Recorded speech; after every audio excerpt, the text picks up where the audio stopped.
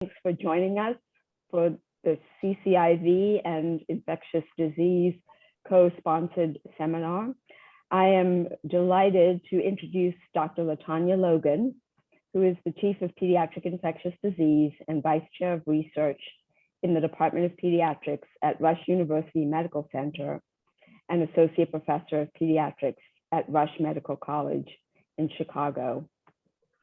She additionally serves as a hospital epidemiologist and infection control officer for Rush University Children's Hospital.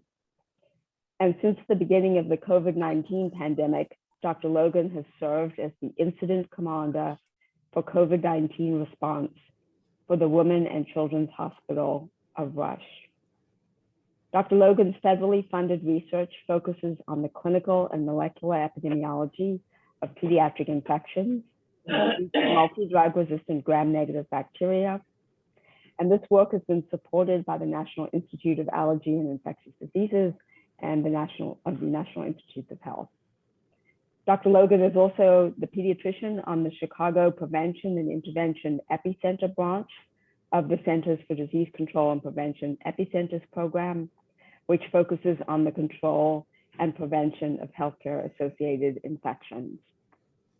We're delighted Dr. Logan is going to be speaking to us about the antibiotic resistance threat in kids. The best defense is a good offense.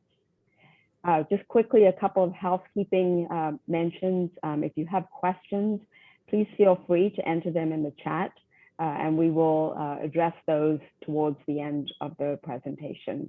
If you have any other comments or need any other help, you may contact Tracy Willoughby, who is online as well. So once again, thank you very much to Dr. Logan for speaking to us today, as well also to CCIV and my division. Thank you. Thanks very much, Dr. Shane, for the warm introduction. And it's a pleasure to be here to talk to CCIV and for the Division of Infectious Diseases. So let's go ahead and get into it. I have no disclosures. So antibiotic resistance is a pandemic, and it is one of the greatest public health threats of our time. It's been estimated in the US that this accounts for 3 million infections a year, and 35,000 people die as a result of these infections. Importantly, these infections are occurring in both healthcare and community settings. And then the CDC has a second report that they've put out in 2019 called the Antibiotic Resistance Threats Report, which has 18 organisms listed. Of interest, a recent study looked at the national health care costs that were associated with 6 of these MDR pathogens, and just these 6 alone can result in healthcare costs of more than $4.6 billion annually. So the good news is that prevention works. This is the second report that the CDC has put out from the 2013 original report. And you can see there that there have been some substantial decreases with work in infection prevention and control. However, the bad news is that there are several of these bugs that are still increasing despite this, many of which are involved in the community settings, and ESBL producing Enterobacteriaceae, we'll talk about extensively, is one of those challenges. Another thing that is important to recognize is that when we originally started developing antibiotics, we didn't see that the bacteria got smart on us with the development of resistance until about 20 years later after the introduction of the antibiotics. Now this has decreased to where the newest antibiotics, we see resistance that develops within a year's time of the introduction. So which bugs are these MDR threats? And just so we're on the same page, when I'm talking about MDR, I am referring to resistance to more than 3 antibiotic classes or 3 or more. I'm going to focus on Enterobacteriaceae, which is a family of organisms that includes some of those bugs you see there. But since the onset of my research, this nomenclature has changed a bit. So you'll see me toggle in between the family and the order. The order is known as Enterobacterales and includes 7 families, including Enterobacteriaceae. So let's talk about beta-lactamases. So beta-lactamases are enzymes that are able to break down beta-lactam antibiotics that you see listed there, and they do this by hydrolyzing the beta-lactam ring, and they render the drugs ineffective this way. And these continue to increase, where there's been over 3,000 of these identified, and they are growing exponentially. So importantly, when we really are talking about beta-lactamases, the ones we're really talking about are the extended spectrum cephalosporin beta-lactamases that are produced by the gram-negative organisms. And so there's a phenotype, first off, that we talk about, which is extended spectrum cephalosporin resistance, which is just talking about resistance to these particular antibiotics. However, what's important are the genes that are associated with or encode for resistance, which are the extended spectrum beta-lactamases, or ESBL, and these are mainly transmissible genes encoding for these enzymes. And they are resistant to all the beta-lactams except for carbapenems. They are inhibited by the commercially available beta-lactamase inhibitors, and the transmissible genes you'll see here we'll get into very much in depth, and they are often multi-drug resistant. MC cephalosporinases are also important. These are resistance mechanisms, can be chromosomal or transmissible, both important. And they are mainly resistant except for to cefepime and the carbapenems. They are not inhibited by the traditional beta-lactamase inhibitors, with the exception of adibactam. And they also have some important transmissible genes, which we'll get into. Another very important part in this pandemic are the carbapenemase producing Enterobacterales, which are largely responsible for this CRE pandemic. And these are resistant to all the beta-lactams, and plus minus the monobactams, and inhibition varies by enzyme. These are mainly transmissible mechanisms, but there are some chromosomal ones. The transmissible genes we'll get into. There are multiple drug resistance genes in these isolates, similar to the ESBL, which make them multi-drug resistant, and they are associated with significant morbidity and mortality. So transmissible resistance is complex, and I will discuss this more in detail in a couple of slides, but generally the biggest contributor to the global expansion of MDR Enterobacteriaceae are these clonal strains that you see here. However, there can be promiscuous plasmids in combination with other genetic elements that are propagating this drug resistance. And so just to note that it's not just the beta-lactamases that tend to be the problem in the gram-negatives. As you can see here, there are lots of other types of mechanisms of resistance that cause these organisms to be multi-drug resistant, all of which play an impact in this. Just to give you an example of how complicated this can be, especially really emphasizing the concept of horizontal gene transfer between species and genera.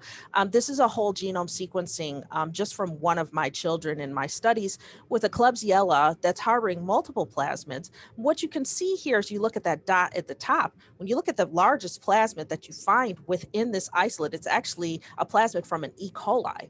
But again, this is a Klebsiella. And you can see also that at the bottom of that the dialogue that's written there, that there are plasmids also that are derived from other Enterobacteriaceae strains. So again, a lot of transfer of plasmids within these organisms. So what we started to do was really trying to understand from a national standpoint whether or not this is a problem in children. So what I did is worked with colleagues from the Centers for Disease Dynamics, Economics, and Policy, known as CDEP, in Washington, D.C.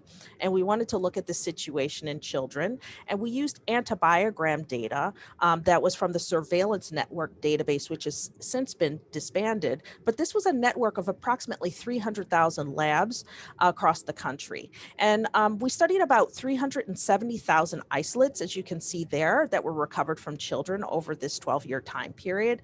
And if you look at the Enterobacteriaceae infections, you can see that resistant or not, E. coli is the most common. However, if you look at as you look at the resistant isolates, you can see that the proportion of Klebsiella is increasing. You can also see that the majority of these isolates are recovered in the outpatient setting and from the urine. You can see here that over time, the prevalence of the cephalosporin resistance, which is the top line, increased from 1.4 to 3% over the time period. And ESBL prevalence, which is the bottom line, increased from 0.28 to approximately 1% over the time period. And that this resistance actually increased in all settings, including the inpatient, the outpatient, and the ICU settings. And these increases in trends were significant actually across all demographic and age groups, with the largest increases occurring in the youngest of the kids, the 1 to 5-year-old age group. Additionally, when we looked at where this resistance was increasing, you can see here on the map where the dark is worse, and the red is third generation cephalosporin resistance, and the blue is ESBL related resistance. We're increasing across the US and in all regions, with some regions having worse rates than others. To make things worse, when we looked at whether there was resistance to other antibiotics other than the beta-lactams, you can see here that there was significant resistance in multiple antibiotic classes. And you look here at ESBL resistance, and you can see that 74% of these bacteria in these young children were antibiotic resistant. So when we talk about the ESBL pandemic, we're really focusing on an explosion that occurred in E. coli. And we can see this here. Uh, ESBL, they were here and they have been here. And in the 80s and earlier parts of the 90s, it was mainly E. coli and mostly Klebsiella, and it was seen in healthcare settings. But as you see here, as you get into the latter half of the 90s and into the early 2000s, there's an explosion in ESBL, which are E. coli, predominantly occurring in E. coli. And when we look at what was responsible for this increase, it really was the introduction of the CTXM type ESBL that was responsible for this explosion. And just to show you that this gets actually rather complex with the both circulation of both of the old TEM and SHIV type ESBL, as well as the CTXM type ESBL. This is a actual study from Emory that was published in 2020, looking at UTIs in extended spectrum beta-lactamase producing bacteria among their children. And what I want you to note here is that they did find that there were risk factors associated with these infections that are common to children who receive lots of healthcare. So children who have comorbidities and children who have cystostomies. However, if you look at their conclusions, what you find is there is this set that has these risk factors. And then there's also a majority of the ESBL cases that were patients without any known risk factors. And this is really getting into the complexity of what is actually circulating within the children. And to show you that these healthcare acquired genotypes, which we'll get into again in a little bit, are still here. This is a study we published this year in looking at TEM and SHIV type ESBLs, which were those ones I was talking about that were present in the early 80s and 90s, and they are still in circulation. And when you look at the risk factors associated with these that were used to be healthcare associated strains, they still are associated with healthcare. So again, we also found that these were mostly Klebsiella or E. coli, as they used to be 30 years ago.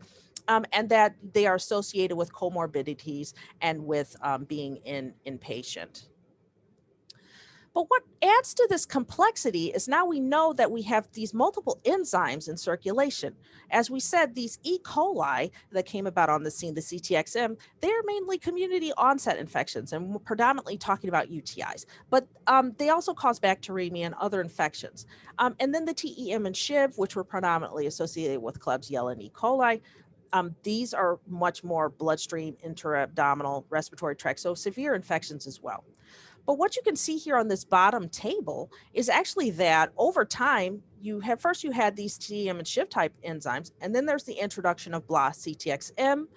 However, what you don't see is that the TEM and SHIV have gone anywhere. So now you have organisms that have multiple of these beta-lactamase genes in circulation, which accounts now for even higher levels of resistance. So what we did is really wanted to understand, well, what are the differences between these children? What are the risk factors of ESBL in children?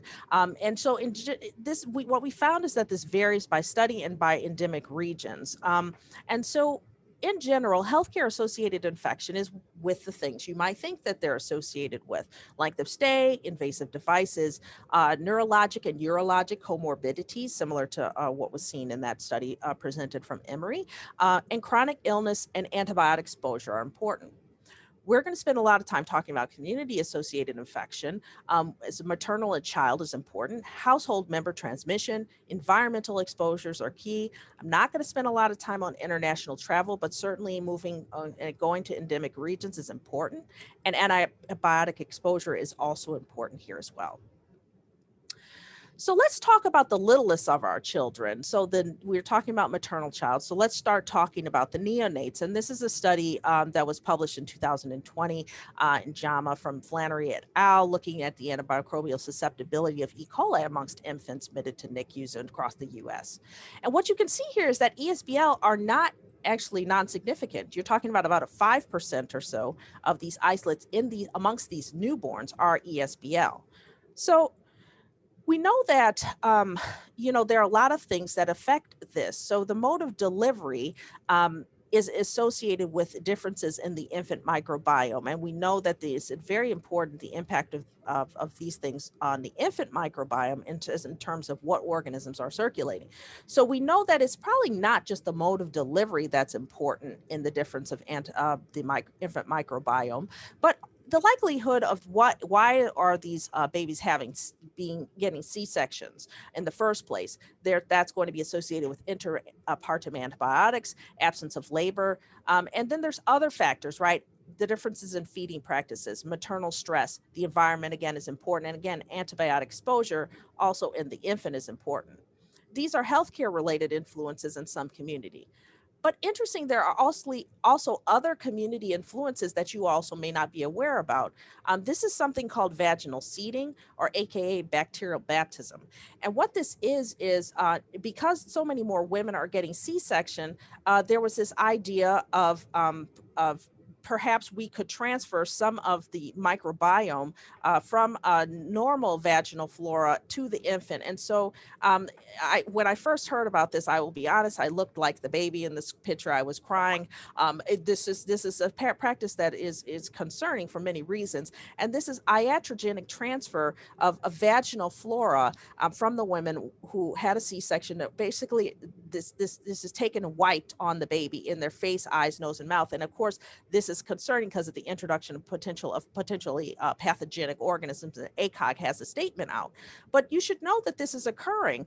These are things that are happening that I don't think that we all know about, but we need to consider when we talk about community influence and understanding what risk factors are happening toward our babies at the earliest time periods. Also important is that children serve as reservoirs likely serve as reservoirs and of these bacteria. And this is a study from Daniel Zur et al., really looking at how, intestinal carriage of these organisms. Once you are carrying it, how long do you carry it? And you can see here at the arrows, really they found that the median length of carriage of the children who had the stool carriage of this was at least to around 200 days and up to 4 years in some of these children. And a lot of these were these community associated E. coli, known as ST131, which we'll get into in a second. And also the question is, do healthy children carry these organisms? And the answer again is yes. This is a study by Shamim Islam and colleagues looking at healthy children with colonization with third generation cephalospore resistant and ESBL producing organisms. And you can see here that the overall carriage rate in these healthy children was not insignificant, around 4%. And when you got to the younger age group, that percentage grew. So the 1 to 2 year olds, similar to our national data, were really the highest risk group, with almost 6% of these healthy children being colonized with these multi-drug resistant pathogens. So the takeaway point is that young healthy children may serve as reservoirs of ESBL producers. So CRE are a global nightmare, and this is a much worse problem in some ways than ESBL. And so we wanted to also assess this situation amongst children in the U.S. And so again, using that surveillance network and those same similar isolates as we talked about, we wanted to understand the prevalence of CRE in children. And you can see that overall in 1999 to 2006, this prevalence is very low, 0%, which increased over the time period to about roughly a 0.5%, which is an increase that is actually significant over the time period. And as you can see, this increase was more significant in certain regions of the country. Additionally, there were several more concerning trends. The highest increases were again occurring in the youngest children in the 1 to 5-year-old age group, but this increase again was occurring in all age groups. For source, it was blood cultures actually that were went from 0% CRE to 3% of blood cultures being carbapenem resistant in 2012 amongst children. And when you look at the inpatient ICUs, you can see that that went from 0% to 4.5% of these isolates in 2012. And then for organisms, you can see an Enterobacter went from 0% to 5% being CRE in 2012. And of note, all of these other increases that you're seeing in setting, source, and organism are also statistically significant increases. And so there are, in essence, 5 major carbapenemase genes that are in circulation or responsible for this global spread of carbapenem resistance. This is the KPC, or the Klebsiella pneumoniae carbapenemases, the NDM, VIM, and IMP metallobeta-lactamases, and then the oxacillin hydrolyzing enzymes, or beta-lactamases, known as the OX enzymes. And if you can see this map, it's globally a nightmare, because while you might have one primary mechanism in your region, there are still several other circulating ones. So it's difficult to know what you're dealing with when you only have your phenotypic results from your lab on your CRE.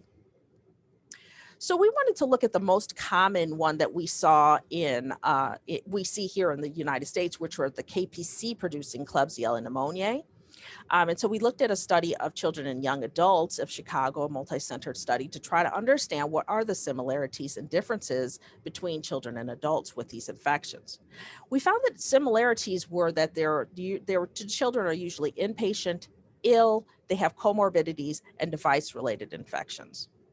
But they differed in several respects. The epidemiology is polyclonal, and the epidemiology of this in adults is that when it started, really was focused on an ST258, or a multi-locus sequence type 258 KPC producing Klebsiella pneumoniae, and which is associated with a specific transposon. However, what we think here is happening with children is that the acquisition of these KPC plasmids that are circulating are a little bit different from what's happening in the adults, where it's in the long-term care facilities, and interfacility transfer is very important. These are being acquired by children in acute healthcare, pediatric healthcare settings. So the thought is that the cat is kind of out of the bag at this point. The children are colonized and infected later in the epidemic, and this gene and the associated transposon has already disseminated into different genetic backgrounds, which makes it a little bit different than what happens with clonal strains circulating. Importantly, also, there's an issue with domestic acquisition of CPCRE, which this is from the CDC and Dr. Walters and colleagues, and they were looking at trying to understand some of these other CPCRE, or carbapenemase producing CRE, that are in circulation. In particular, in Enterobacteriaceae, that we don't usually see them in. Certainly they're normally seen in Klebsiella and some of these others, but not in some of these other genera. So of interest, when they looked at these different types of carbapenemases, what they found is that when you looked at the non-KPC CPCRE in these less common genera, you could see that there were some children that they found this in. And of note, of the epidemiology of interest, there were several of these people, they couldn't figure out where they actually acquired it from. So there's an understanding that this is not necessarily related to travel. It's something here that we're acquiring in the US. So Dr. Bonoma and I were interested in the metallo-beta-lactamases and understanding whether this was occurring in children. So we looked at this in children, and what you can see here is similar to what I was describing by Dr. Walters. While some of the children did have reason for these infections, there were others of these children where there was no understandable reason for where they could have acquired these infections. So this is an example of one of these studies about these children where they found this VIM encoded metallo-beta-lactamase in the Enterobacteriaceae, and there were 6 of these reported isolates in their neonatal intensive care unit. And despite them looking in the environment and trying to understand with the healthcare workers where this possibly came from, they could not identify where these organisms were being acquired from. So where are they getting these organisms from? And I want to note that this is occurring in our nation's heartland, Kentucky. And I don't know about you guys, but when I think about Kentucky, I think of really great things. I don't think about somewhere that I'm going to go get one of these horribly drug-resistant organisms. So let's get into my research. And this is really focused on my studies in Chicago children and the resistance determinants we were interested in, as we've been discussing, but also the factors associated, the risk factors with multi-drug resistant Enterobacteriaceae or Enterobacterialis in Chicago children. And this really was the first multi-centered study assessing these factors within a single geographic area. So our first aim was really to understand, again, the genetic basis of resistance, beta-lactam resistance, but also fluoroquinolone resistance, which we'll get into in Enterobacteriales from our children in Chicago. So there are 5 centers that contribute isolates to my study, and we have been doing this study, and we collected isolates through 2020, though I will be presenting data that's mainly through 2016, 2017, because it's a little bit easier to follow at this point. Did several techniques from a molecular standpoint to look at these genetic determinants from DNA microarray and PCR. We follow genetically grouped E. coli, multi-locus sequence typing and DNA sequencing were performed in plasmid replicon typing was conducted on some isolates. So most of what I'm going to present is actually going to be from this particular paper. So demographics at the time at which we did this, again, this was through 2016 data. What you can see, this is at the time we had 356 children, and much of this hasn't really changed in the over 600 children we have now, but median age is around 4.2 years, and you can see there was a 1-day-old infant. 27% of them were infants, about 60% female, and about 37% Hispanic, representing kind of what we see as a demographics in Chicago and our hospitals. And importantly, if you look at patient locations, similar to what I was talking about earlier, approximately half of these children are presenting in outpatient settings. When you look by organism, you can see here that E. coli predominates about 2/3 of the isolates, but you can also see a good chunk of other bugs that are irresponsible for these broad spectrum beta-lactam resistance. Most of these isolates, again, are urinary, which is true of ESBL, so this was not surprising, but you can see the other types of sources, so well represented there. When we look at drug resistance, you can see there was quite a bit of drug resistance to multiple classes of antibiotics, and there were approximately 60% of our isolates were multi-drug resistant. So let's talk about the resistance mechanisms. So when we looked at 356 organisms and we isolated 350 beta-lactamase genes. Many of these organisms had multiple beta-lactamase genes. So there were some that were beta-lactamase negative. However, the most common that we saw were the beta-lactamases of CTXM group 1. And CTXM group 1 contains CTXM15, which is the allele that's associated with the ST131 or multi-locus sequence type 131 E. coli that produced the CTXM15. So this is not surprising. But however, you can see that there's quite a bit of variability in terms of beta-lactamase genes that are recovered. And again, multiple isolates had multiple genes. When you look at the beta-lactamase genes by carriage, I want to show you again, I was talking about the CTXM131 E. coli, which is that CTXM group 1, and you can see that many of those are E. coli, but not all. So these colors are really just showing you that horizontal gene transfer that I'm talking about, the movement of the plasmids. So the children are experiencing these various genes occurring in various organisms and occurring in various backgrounds. When you look at the E. coli and the virulent phylogroups that are associated with this extraintestinal pathogenic E. coli, the predominant one that's associated with the ST131 E. coli is what's called B2. However, another virulent phylogroup is D, and that's a little bit different. And you can see that there is a variability or a variety in terms of what types of E. coli or phylogroups are carrying these, including A. A is usually commensal strains in flora, so these are even moving into those. So this is where this is very important to understand that there's a lot of variability in these strains in circulation. So let's get into fluoroquinolone resistance, and much of this is again published in this particular study. So we were interested in fluoroquinolone resistance. I'll get into a little bit more in a bit. And this was because we saw when we looked at about first 170 of the isolates, roughly 50% are resistant to the fluoroquinolones, which has stayed pretty consistent over time. And important because we don't use a lot of these in kids, which we'll talk about in a little bit. QRDR mutations are the chromosomal mechanisms of resistance to fluoroquinolones, which we see quite a bit of in adults. Because of exposures to the quinolones. And so we looked at that, but we also looked at plasmid-mediated fluoroquinolone resistance genes within these isolates to try to understand how many of these isolates are carrying plasmid-mediated fluoroquinolone resistance genes. So we looked at mainly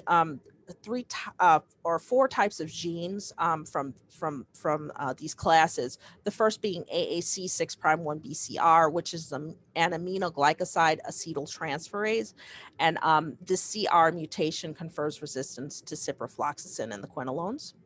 The Q and R are pentapeptide proteins, and then OQX, A, and B are efflux pumps, and they're multi-drug efflux pumps. And so when you look at this, you can see that majority of these PMFQR genes are being found in E. coli, but also in some of the other genera.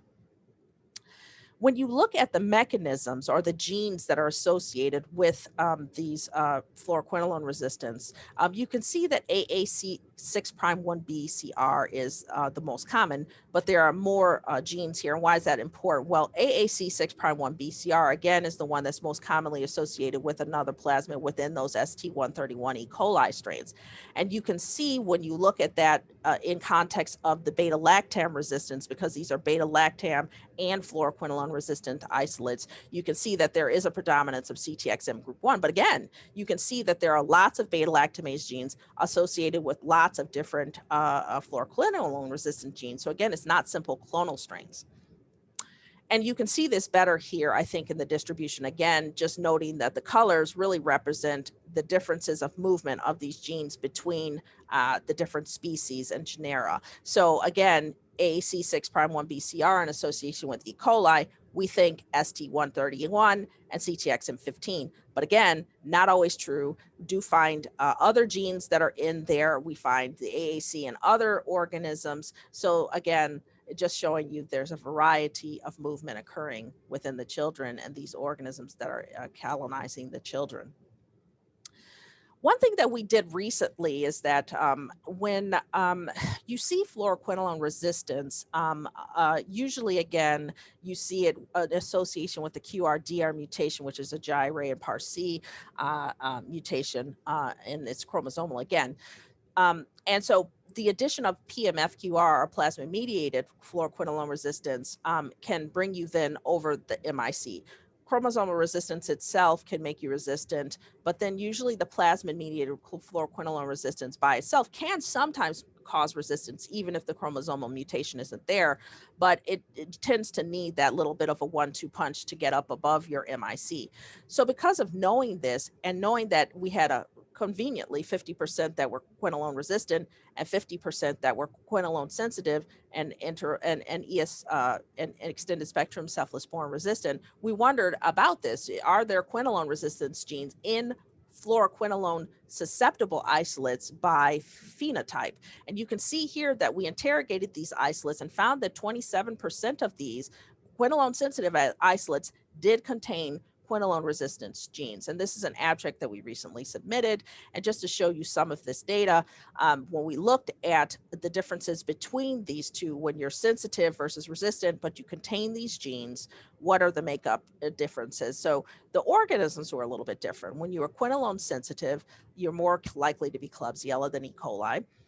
You had a little bit of a difference in the fluoroquinolone resistance genes, as we talked about earlier, and the beta lactamase genes were also different. So SHIV was much more common with these quinolone sensitives, but multiple beta lactamase genes were often found in these fluoroquinolone sensitive isolates. So probably a lot of plasmids, and of interest. Paradoxically, the sensitive isolates were more likely to be hospital onset infections, whereas the quinolone resistant isolates were more likely to be community acquired or community onset infections. So our second aim then leads us into trying to understand who are the children. So what are the exposures and host factors that serve as predictors within the dominant genotypes we're finding in these Enterobacteriales that are occurring in our children in our setting? So plasma-mediated fluoroquinolone resistance, again, very interesting to us because this is unique from adults, again, because adults tend to use lots of fluoroquinolones. We do not. And so we were very curious to understand why there's so much quinolone resistance with an antibiotic that's very uncommonly used in our population. So one of the things I had hypothesized that is that if this quinolone resistance, again, we're seeing this as what is called community or community onset or community acquired. Um, if that's true, then you would think you might see differences similar to what we saw in the MRSA pandemic or epidemic in where there were hot spots where these infections were occurring. And the thought was that there likely are environmental influences that are associated with the acquisition of these bugs in children because these are young kids who don't have any other reason to have them. So this was a retrospective case control design. Again, we're looking at PMFQR in this particular study and them contained in ENT isolates. And we started out looking at these in 53 children, matched their controls, and then analyzed factors that were associated with normal factors that are associated with antibiotic resistant infections, but also trying to understand the impact of where the patient lives on acquisition or infection with these organisms. So what we did is divided Chicago into several regions. You can see here regions 1 through 7 represent parts of Chicago, and then we had an 8th region for other parts of Illinois. And here's the logistic regression. Of interest, again, these patients were presenting in the community with community acquired or community onset infections. Race, non-white, Black, or Hispanic, which is a checkbox thing. So you don't know if they mean multi-race or they mean another type of race. We know that some of these organisms can be endemic in regions like Asia. Perhaps these are of a different ethnicity. But of interest, other independent risk factors did show that there are regional differences. So when compared to the West, which is our reference region, children who are residing in the Southwest region of Chicago had a 5.6 times higher odds of having these infections, whereas children living in the downtown region had a 97% decreased risk of having these infections. So this begs to ask, what is the differences of this epidemiology and how it may differ in its acquisition in children from adults? And we know, again, in adults, there's a lot of the movement of MDR Enterobacteriaceae, or just MDR gram-negatives in general, relate to the movement of inter-facility transfer, so movement between long-term care facilities and acute hospitals amongst these patients, and that's a big part of what plays there. However, when we looked at the independent risk factors in children, we are finding that these children are presenting from the community. The region that we found the highest risk for these infections, there are no major pediatric medical centers. However, in the region of lowest risk, the largest pediatric medical center in Chicago is there, and they do donate actually the majority of the isolates, or a large percentage of isolates that are given to my study. So the isolates are coming from there, but it's not the children who are living there that are getting these infections. So race other, again, is that travel, visitors from endemic regions? Maybe so. But just to emphasize, these are independent risk factors. So when we looked at to see if any of the race other children lived in the high risk region, we did not find that to be the case. So these are very independent risk factors. And importantly, there are no differences in the comorbidities, medical devices, antibiotic, or healthcare exposures in the children, so that it could answer where they are acquiring these organisms. So next I want to talk about CTXM9 Enterobacteriales. So this is important because these are not clonal strains. CTXM9 is something where it's carried by multiple ST types. It has multiple plasmids that carry them. They are found in humans and animals, and they are carried by multiple organism types. So again, with my theory of horizontal gene transfer or environmental acquisition of plasmids and such, we really wanted to delve into this a little bit more. So we looked at this, and what we found were that when comparing these to kids with sensitive infections, the majority of these CTXM9 group ESBL are found in E. coli, similar to the others we talked about. And most of these infections, again, were urinary tract. However, of interest, while most of them were MDR, there were a lot of different plasmid types actually that carried these around, and there were multiple sequence types that carry these. So this was not a clonal strain issue, including, as we talked about, ST types or types of strains that normally do not carry these organisms or multi-drug resistant plasmids or genes, where 5% of them had novel ST types. So there was a lot of drug resistance in these isolates. And we again wanted to understand these factors associated with these infections in children, and found some very similar interesting themes. Again, outpatient kids, but here, look at these regional differences. So the South region it borders that Southwest region that I talked about with PMFQR infections. And so children in this region had almost a 7 times higher odds of these infections compared to the reference region. Whereas the Northwest region, which is right next door to the North region, these children had an 81% decreased risk of these infections. So again, areas of town with very different levels of these infections. So the antibiotic resistance reservoirs, as we know, are very numerous. This is very complicated. We know this is in the community, they're in hospitals, they come in our waste, they're in our water, soil, our foods we eat, the animals that we have as domestic or livestock, and the products. And just to give you an idea of some of the differences in these genes and where they may or may not be acquired, this is olaquindox. It is actually an animal what is considered a non-antibiotic growth promoter. But I bring this one up because that OQXA and B, which are the genes responsible for some of the quinolone resistance, which are multi-drug efflux pumps, actually come from this particular drug. That's where it was initially meant to pump out, but it actually, the bugs can pump out other drugs relative to this. So again, the sources of this are very interesting. So the last aim we really wanted to look at was understanding the role of the environment in the acquisition of these drug-resistant bugs in the high-risk regions that we found in our study. And I'm going to talk about our pilot study, some preliminary results that we found, and then future directions. And this was recently published last year in AAC. And I'm going to start out with this particular pilot study. So the first question we had was, when we're looking at the community, are waterways reservoirs for these Enterobacteriales? So we knew that previous studies that are done in Chicago waterways for what are called incidental contact activities, such as kayaking, boating, and canoeing, that people who did these activities had higher rates of GI illness. So this is not swimming, this is just I'm in a boat or whatever, than people who are just by the waterways running, biking, and jogging. And we hypothesized that these waterways actually within the high risk region for these infections in children would also have high levels of antibiotic resistance genes or ARGs. So what we did is we piloted this by testing 3 incidental contact activity waterways, which are labeled A3, A1 through A3 in that map you see in the bottom corner. And then they are disinfected, although the slow A1 doesn't receive any disinfected water or any effluent. And the A4 is actually a waterway that's treated but not disinfected by the wastewater treatment plants. And what we did is assessed the water by both culture-based and shotgun metagenomic approaches. And you can see in the top graph our sampling areas. So the red graphs are the 2 high risk areas in our study, and you can see smack dab in the middle is our sampling area where the waterways run through and connect to both regions.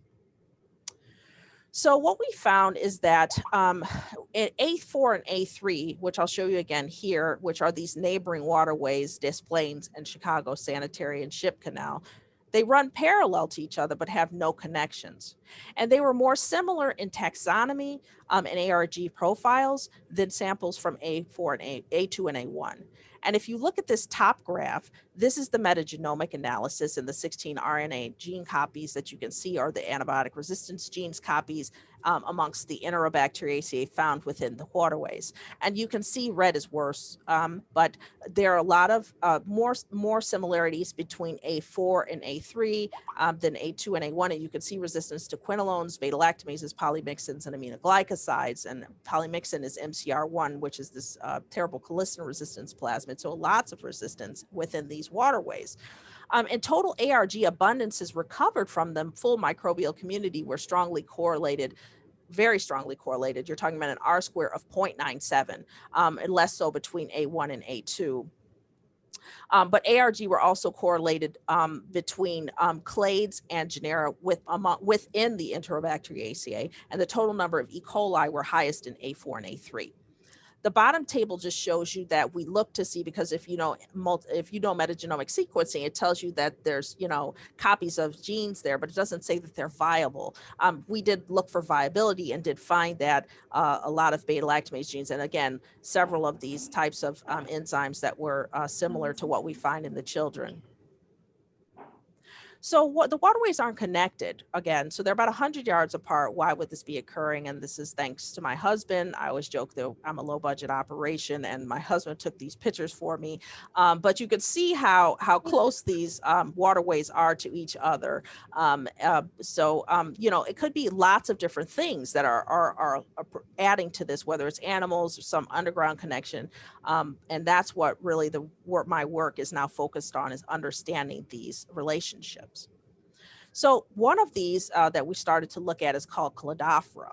And what this is Cladophora is something that I'm sure you guys see all the time. This is a green algae we find a lot in Lake Michigan, and you've probably walked over this muck. It's at the beach, and it's there. And so previous studies that have been done have shown that this actual Cladophora, this algae, provides protection and nutrients for Enterobacteriales, and that allows for their persistence and regrowth. And it's interesting because there's fish that it's a complicated relationship. The fish come and eat the algae, the birds come eat the fish, and then the birds get sick from this. And so it's a real thing. And so what we wanted to do was understand about antibiotic resistance amongst those Enterobacteriaceae or Enterobacteriales found there. So I work with the U.S. Geologic Survey that's based in Chesterton, Indiana Lake Station. And we processed 2002 and 2012 Cladophora. And we also looked at, they had some water samples from 2015 Chicago beaches.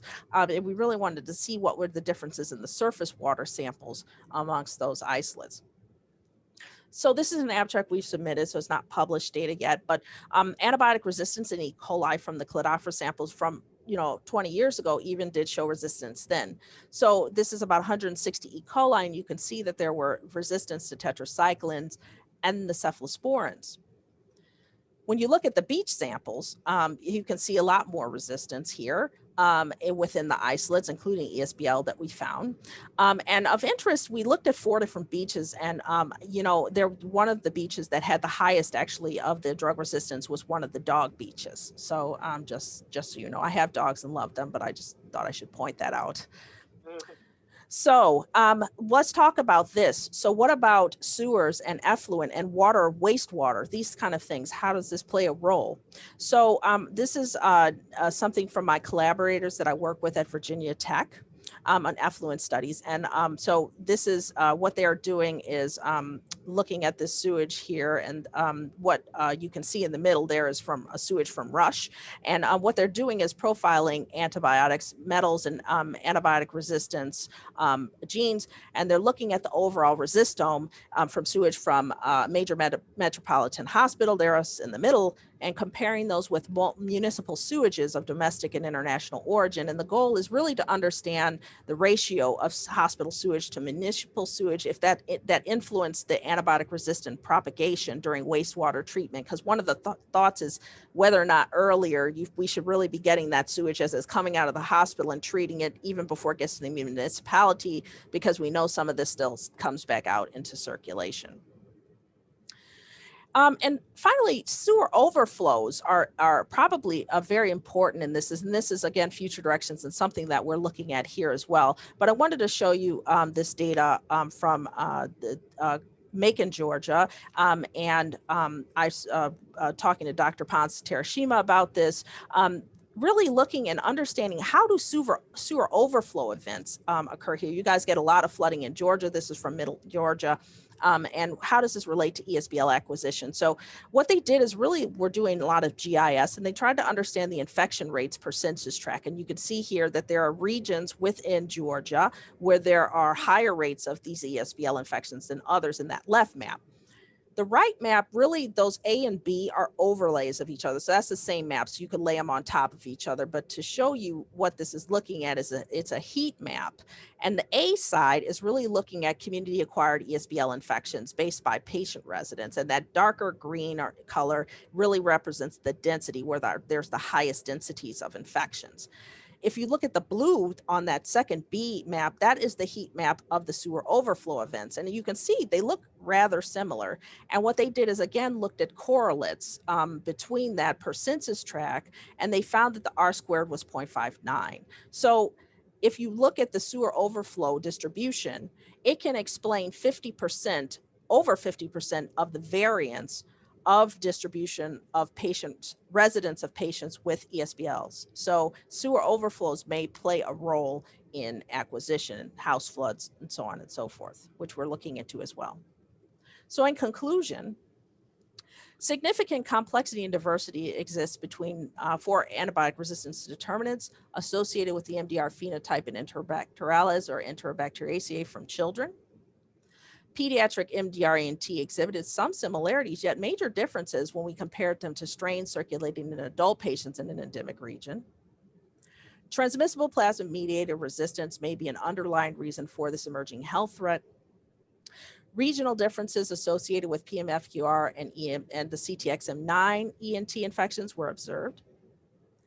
And so environmental influences may contribute to acquisition of these organisms in children, and there is great potential for this ARG or antibiotic resistant gene mobility and a resistome risk within these high-risk region waterways. But again, the important inputs are unknown.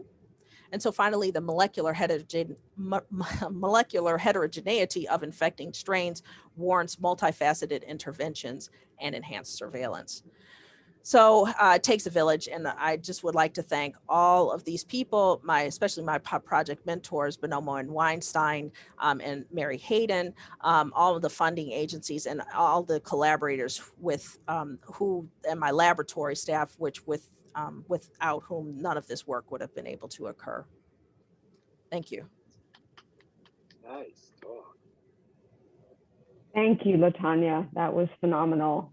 Just an amazing review, and really helpful to understand. I think those of us who are at the bedside appreciate the clinical challenges, and those of us that are at the bench appreciate the laboratory challenges, and as we have begun to understand more and more about these resistant organisms. So just really appreciate the tremendous presentation.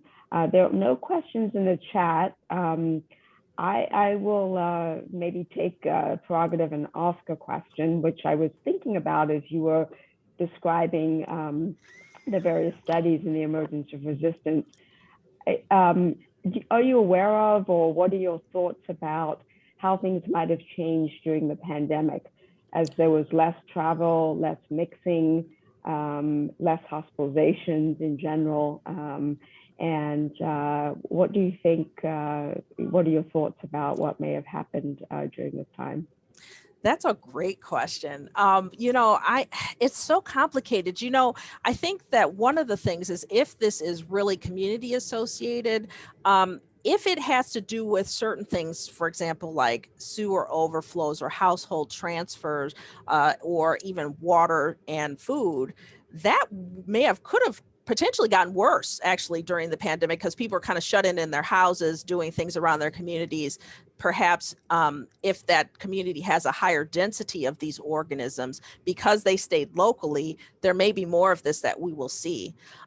However, one of the things that would have changed would have been international travel. So that particular, type of risk factor is important, and we may see a lot less of that from that acquisition standpoint as well. So it may be that the hotspots are going to be really centered around these domestic acquisition in the community. And then what we'll see going forward is, again, the reintroduction of some of these new strains, which may have mutated within their environments, like they have probably in ours. And now, again, we'll start to see strains that are unfortunately probably a mix of both. It's a great question. Yeah, just we're seeing lots of interseasonal aberrant viral emergence. I'm wondering if we will see similar, I hope not, but in bacteria as well. Yeah, one of the things that I don't think has changed too much too is the pet thing is interesting. A lot of people got more pets and support animals and things like that, and they likely play a huge role.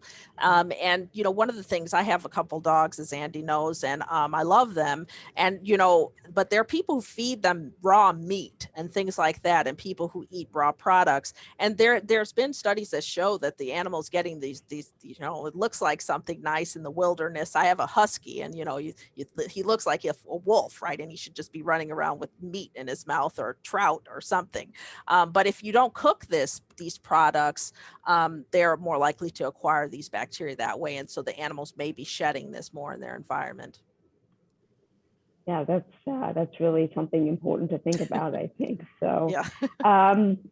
Frank Richards, one of our ID adjunct faculty, asks, as an active kayaker on the Chattahoochee River in Atlanta, I've often thought I was at risk of waterborne illness due to sewage, etc.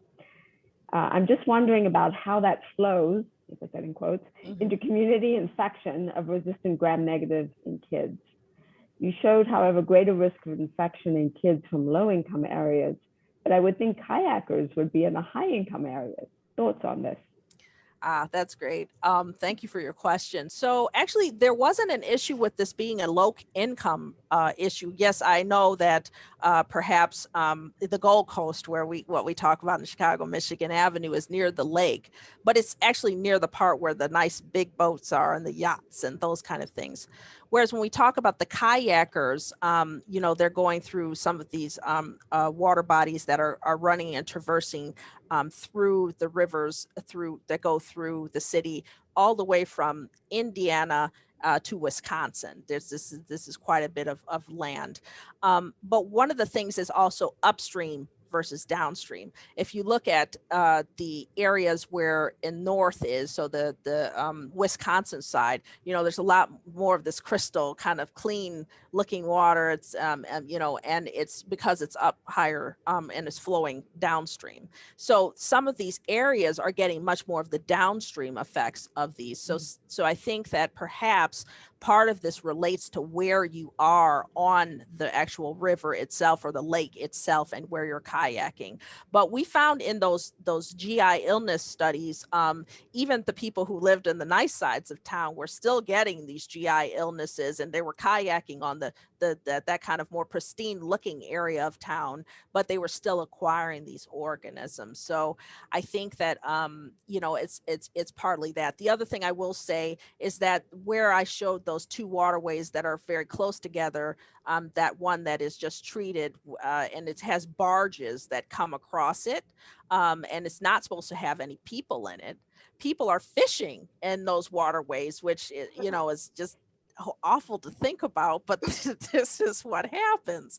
And so I think that there's a possibility that people are doing things in the waterways with more wastewater potential effluent and propagation of bugs. And that, again, the waterways being so close together, that more pristine waterway with this other waterway where there can be introduction of whether that's bird or whatever is much easier on this side of town than it is where they're a bit further apart up north. Yeah. So keep kayaking. Keep going. Just, don't listen to me. Have fun. This is.